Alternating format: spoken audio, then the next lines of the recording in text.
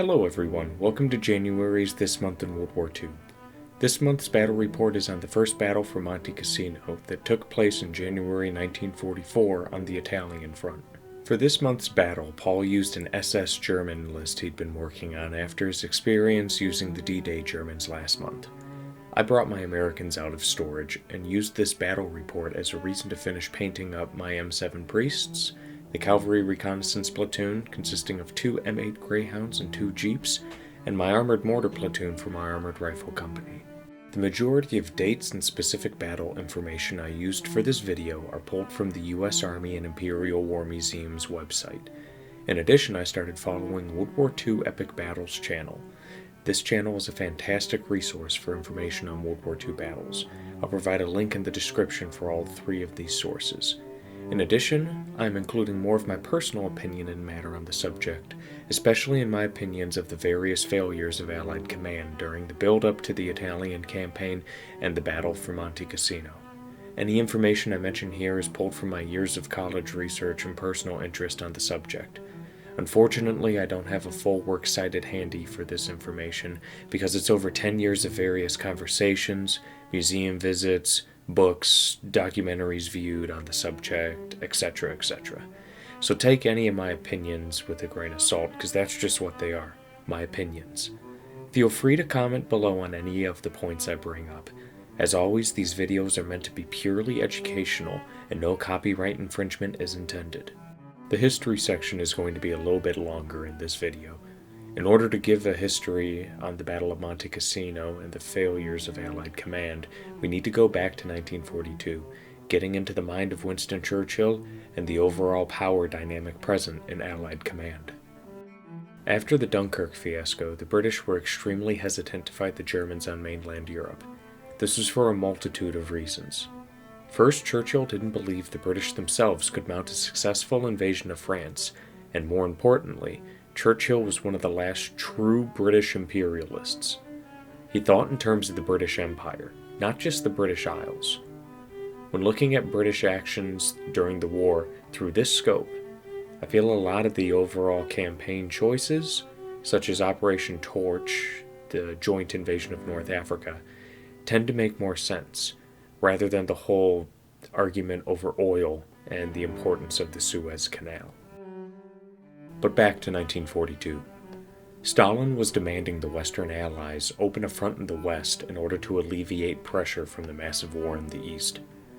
In a meeting in Moscow, Churchill informed Stalin that the Americans were too fresh to invade Europe, and that North Africa would be the perfect testing ground for them. Churchill described North Africa as punching the snout of a crocodile, and detailed to Stalin that the underbelly of a crocodile was weaker than its top. Stalin took this about as well as you would expect him to. The British ended up taking overall command in North Africa, while the Americans had their trial by combat. After the successes of the African campaign, the Allies needed another place to land. Italy was chosen by the British because once again they felt that a mainland invasion of France would fail unless it was properly supported. Preparations were underway and eventually lead to the D-Day invasion in June of 1944. Until then, another front had to be opened, and with how the Italians had fought during the African campaign, the British made the decision to strike at Italy itself. While not entirely agreeing, the Americans went along with it, seeing no other area to invade. The so-called soft underbelly of Europe would prove to be a grueling and bloody campaign. From my point of view, this is the first major blunder in the decisions made by the Allied command. Any look into the military history of the Italian peninsula should show a common thread. You do not invade Italy from the south. The terrain makes it a defender's paradise. Hannibal had the right idea when he invaded Rome from the Alps, and he only narrowly lost. Any campaign from the bottom of the Italian boot was going to be an absolute slugfest. The Allies first landed in Sicily, but the Germans managed to pull back to the Italian mainland.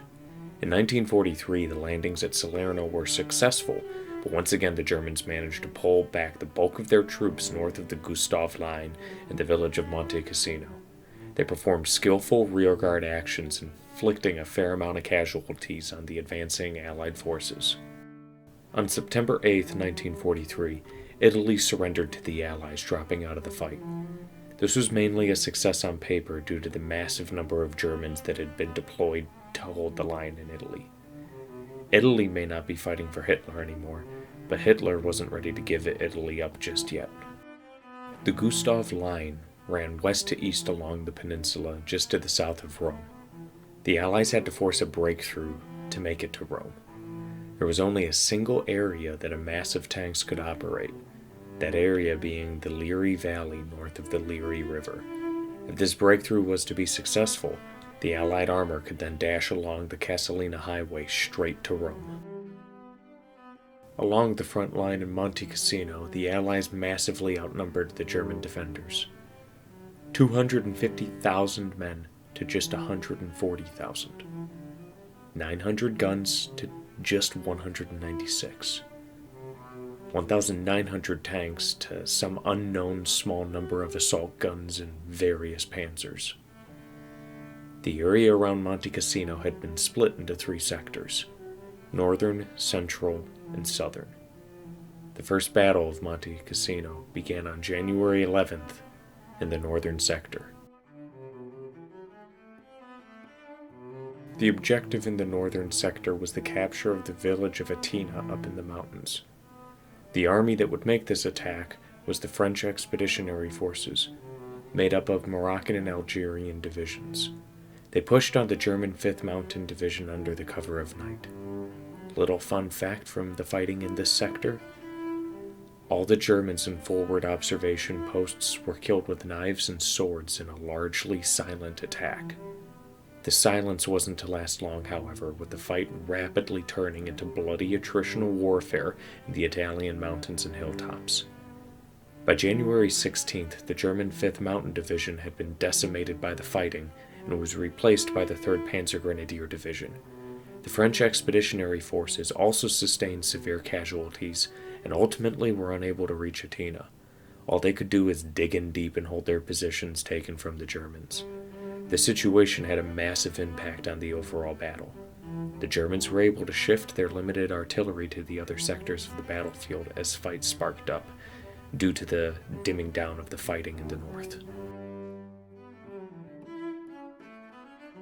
The combat in the southern sector began on January 17th, with the British 10th Corps, consisting of the 56th Infantry, the 5th Infantry, and the 46th Infantry Divisions, attacking the defending German 94th Infantry Division. The British 5th and 56th successfully crossed the Garigliano River, then captured the towns of Minturno and Castelforte. With these taken, the Germans committed their first reserves. The 29th and 90th Panzer Grenadier Divisions arrived from Rome to stiffen the line. The British 46th Infantry Division fared worse, with heavy river currents making the crossing difficult. This exposed the men to heavy German artillery fire, which was shifted down from the north. This caused the entirety of the 46th Division's attack to fail. With the failure of the British 46th, the American 36th Texas Infantry Division ended up alone in its attack across the Rapido River in the center sector. The 36th was suffering from morale issues due to their heavy losses at the landings in Salerno. The overall feeling in the division was that they were given impossible tasks.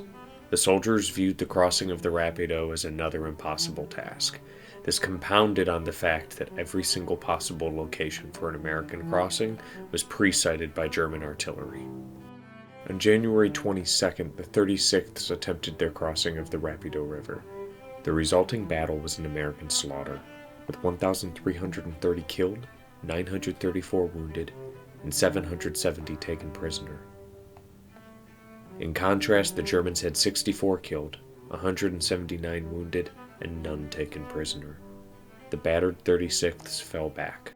While this attack was happening, the American 6th Corps surprised the Germans with a landing at Anzio behind the Gustav Line. Suddenly, the road to Rome had opened up, with the Americans being able to cut the supply lines to the Gustav Line. This was not meant to be, however, with Major General John Lucas hesitating on the push inland. 2 days passed while the Americans shored up their defenses to secure the beachhead. This enabled the German 1st Parachute Corps and the 14th Army to take positions in the high ground surrounding Anzio, blocking Major General Lucas and the 6th Corps to the Anzio bridgehead. Sadly, the road to Rome closed as quickly as it opened. With the 36th Texan all but destroyed, the American 34th Red Bull Division attacked across the river on January 24th. Their objective was the town of Monte Cassino and the infamous monastery on the hilltop. Almost immediately they ran into the same problems as the 36th Texan. On January 27th, 4 Sherman tanks and some supporting infantry of the American 34th managed to establish a tiny bridgehead on the other side of the Rapido River. The tanks were soon destroyed and the infantry forced back across the river.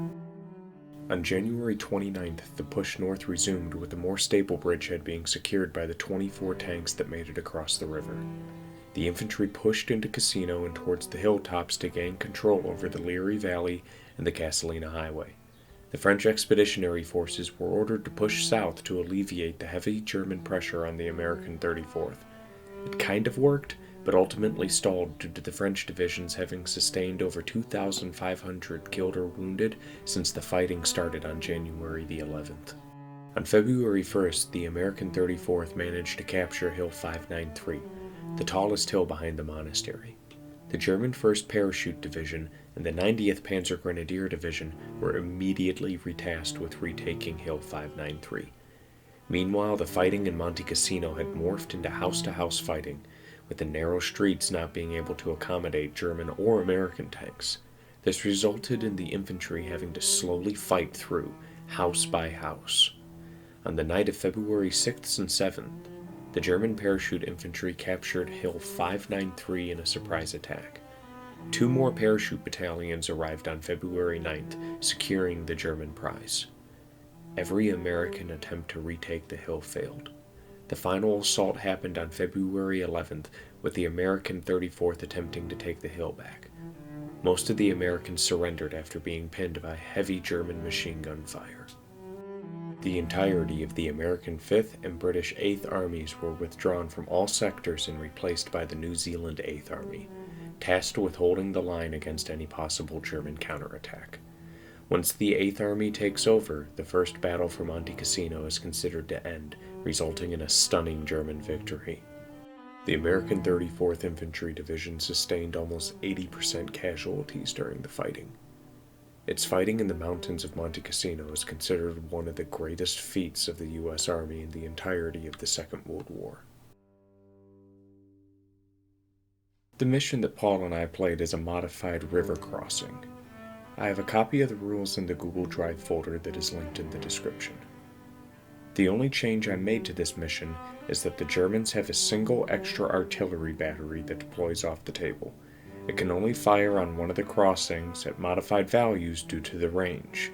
The full rules are in the mission description, again available through the Google Drive link in the description below. We use 105-point lists for these battle reports. Paul is playing SS Germans from D-Day Waffen-SS, and I'm playing my Americans from D-Day Americans. Paul's list brings one formation to the table with supporting elements. He took an SS Panzer Grenadier Company consisting of the HQ unit, 2 5-team SS Panzer Grenadier platoons, each with a single Panzerschreck, an SS Armored Panzer Grenadier platoon with 7 teams and a Panzerfaust, a 4-team 8cm mortar platoon, and a platoon of 3 7.5cm anti-tank guns. In support, he took 2 231 armored cars, 3 armored SD KFZ-71 Quad AA trucks, 3 Wesps, 1 Panzer III OP, 2 Tigers, and 4 Flak 88s with soft-skin transports. For his command cards, he took the best infantry, upgrading all of his infantry units to veteran skill rating and careful hit-on ratings, soft-skin transports for his Flak 88s, and armored trucks for his SD KFZ-71 quad guns. He also took Lucky. My American list brings 2 formations, an armored rifle company and a Sherman company. I also brought some supporting elements. My armored rifle company consists of an HQ unit with its M3 half-track, 2 full-strength armored rifle platoons, consisting of 6 rifle teams, 2 LMG teams, 1 60mm mortar team, and 5 half-tracks, and in addition, a unit of 3 armored 81mm mortars. The Sherman Company consists of an HQ unit of 2 75mm Shermans, a platoon of 4 75mm Shermans, and a platoon of 4 76mm Shermans. In support, I took a cavalry recon patrol with 2 M8 Greyhounds and 2 Jeeps. I have 2 3-tank M7 Priest batteries and a flight of P-47 Thunderbolts. The only command card I squeezed in was lucky. This is the table setup we used according to the mission guidelines. That big ugly white thing in the middle is the best we can do for a deep river right now. After the table was set up, I placed 3 objectives that I needed to take to win the game. Paul will win on turn 6 or after if I have no tank, infantry, or gun teams within 8 inches of the objective. Paul placed his Tigers, his 2nd platoon of Panzer Grenadiers, and the armored AA trucks in reserve. Paul placed his ranged-in markers focusing more on the upper half of the table, whereas my ranged markers were more spread out across the objectives and his deployment zone. Paul deployed pretty spread out, with his armored Panzer Grenadiers mounted in their half-tracks up on the road. His mortars were deployed on the back end of the hill by Objective 3. His formation HQ was placed on the top floor of the 3-story house. His 88s were placed on the hill by Objective 2. The Wesps were tucked away in the corner, with the AT guns further up on the hill on the lower flank. His Panzer III OP was nudged up to give good lines of sight for his artillery. Across the river, he placed his 2 armored cars on the upper half of the river, and his platoon of Panzer Grenadiers on the lower half of the river. The attacker's deployment is interesting with this mission. The attacker places their units on their side of the river, at least 16 inches or 40 centimeters from any defending teams, and at least 8 inches or 20 centimeters from the river. So with Paul's 2 units on my side of the river, my line was pushed rather far back. I deployed the armored mortars towards the lower half of the table with one of the units of M7 Priests. My unit of 76mm Shermans deployed below the main road nudged into the terrain between the road and the house. My 2 platoons and HQ of my armored rifle company deployed on the road ready to dash forward, but they left their mortars behind to provide supporting fire. The formation HQ Shermans were just next to the road. My recon unit was placed up behind the forest in my deployment zone with the unit leader in place to spot for my artillery units. My other unit of M7 Priests were placed in the fields to the top of the table, and my 75mm Shermans deployed on my top flank.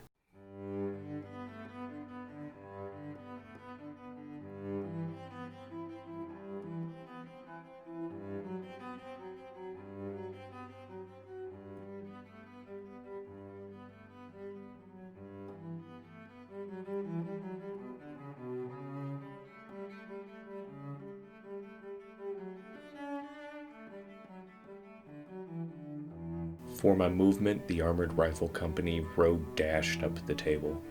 The Shermans did a general advance forwards. For my turn 1 shooting, my armored mortar smoked Objective 1. Both M7 units bombarded the AT guns, causing no casualties but managing to pin them down. The mortars from the armored rifle platoons fired onto the Panzer Grenadier platoon, managing to kill 1 team and pin them down. The M4 Sherman's HQ and 75mm platoon dumped shells into the German armored cars, reducing them to burning hulks.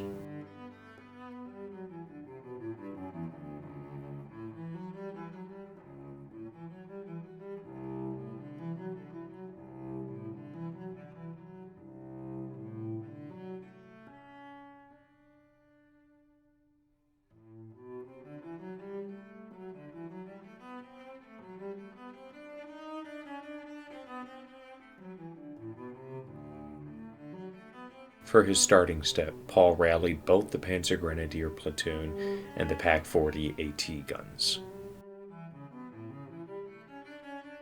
For his movement on turn 1, the armored Panzer Grenadiers dismounted and moved down the road, forming a gun line. The Panzer III OP managed to pass a blitz test, but then failed its cross-check, so it just kinda spun around in place. The Panzer Grenadier platoon fails their blitz and tactical moves back across the river using the fjord. Paul's shooting phase opened up with the Gustav batteries firing on the bridge at the crossing half-tracks, but failing to damage any. The 8cm mortars smoked the far side of the river. The 88s fire on the first platoon of the armored rifles, destroying a half-track. One rifle team manages to crawl out of the flaming wreck and is gunned down by the armored Panzer Grenadiers on the road. The PaK-40s fire on the second platoon of armored rifles, destroying a half-track, and a lone bazooka team survives jumping out of the destroyed vehicle. In the assault step, the Panzer III OP manages to shoot and scoot behind the smoke away from the hedge.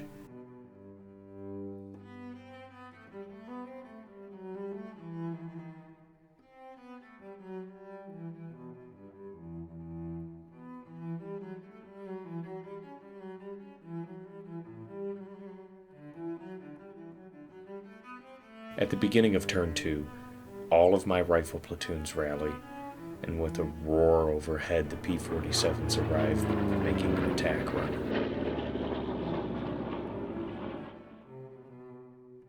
First platoon of the armored rifles gets moved onto Objective 3, whereas second platoon gets moved onto Objective 1. The 75mm Shermans begin crossing the river at the upper ford. The 76mm Shermans move forward, and the cavalry recon move forward as well. The shooting step starts with another smoke bombardment, this time from the M7s, covering the armored rifle platoons on the objectives. The P-47s swoop in, taking some AA fire from the half-tracks of the armored Panzer Grenadiers, but manage to unleash their payload of rockets onto the platoon below, only managing to kill a single team. The 76mm Shermans fire their MGs through the smoke at the Panzer Grenadiers attempting to ford the river. The lower unit of M7s fire on the PaK-40s, knocking one of the guns out. The armored mortars range in on the PaK-40s, but fail to hit any.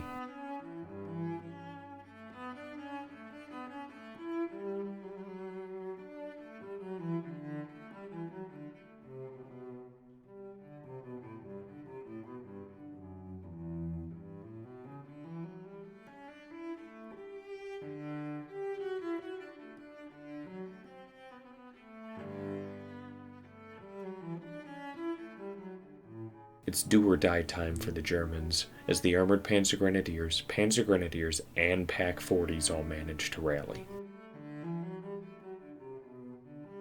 The armored Panzer Grenadiers and their half-tracks move up the hill to contest Objective 3. The Panzer Grenadiers move back to fire on the armored rifle platoon on Objective 1. Everything that is able to fire on the armored rifle platoon on Objective 1 dumps heaps of lead and shrapnel into them. In what is probably my best defensive rolling so far this year, not a single American team falls to the combined fire. At the end of turn 2, Paul concedes the game. This technically was a turn 2 win for the Americans. However, rules-wise, the win happens on turn 3, because the Americans captured Objective 1 during their half of turn 3. While this game did end abruptly, looking over the battle, there's a few things Paul and I agreed should have been done differently. First, there's a minor tweak to his deployment. If he had moved one of his armored cars onto the road blocking the bridge, I wouldn't have been able to road dash my half-tracks right up half the table in a single turn. The other was in his turn 1 movement. Instead of moving his armored Panzer Grenadiers down the road, he could have moved them up the hill to Objective 3. That way the objective would be contested, and he can fire down on Objective 1. In addition, this forces me to push on a single objective, allowing him to concentrate his defenses. Now this could be argued that it wouldn't have mattered, because I then would have collapsed even harder onto Objective 1, but then I argued my point of defending one objective instead of 2 while your defender outnumbers you is advantageous to you. There was some slight discussion on his reserves choice of deploying his 88s and Pack 40s while leaving his other Panzer Grenadier platoon in reserves, as well as leaving the Quad AA trucks in reserve. His force on the table was heavily kitted for anti-tank duties when I had only brought 10 Shermans to the board. At the end of it all, we both felt the most impactful blunder was his placement of the armored cars. That alone is what allowed me to pedal to the metal up the center of the table. As always, thank you for watching. Please like the video, subscribe to my channel, and hit that little bell icon to be notified when the next video drops. The rules we used for this are linked in the description. If you can, play a game or two with any of my modified missions and let me know how it goes. I'd love to hear feedback and stories from your battles. Keep an eye out for my next video drops, which are going to be painting tutorials for the Soviets I've been working on. Links to the time-lapse assembly videos are going to be in the description. Again, thanks for watching, and we'll see you in February for the next episode of This Month in World War II.